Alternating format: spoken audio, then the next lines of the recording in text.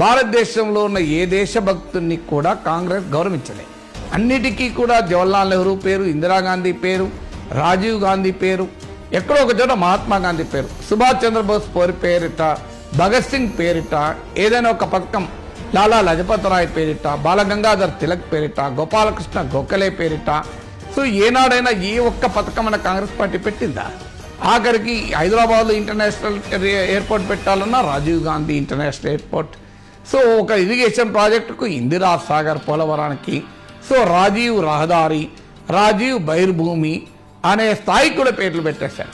కనీసం ఏదో ఒక దానికి సుభాష్ చంద్రబోస్ యూత్ ప్రోగ్రామ్ అని పెట్టచ్చు కదా, సుభాష్ చంద్రబోస్ ఖేల్ రత్న అని, దానికి కూడా రాజీవ్ ఖేల్ రత్న, జవహర్ రోజ్గార్ యోజన ఇలా పెట్టేవరకు ఏమైందంటే ఇతర దేశభక్తుల్ని, దేశంలో నెహ్రూ కుటుంబమే దేశభక్తులు కాదు,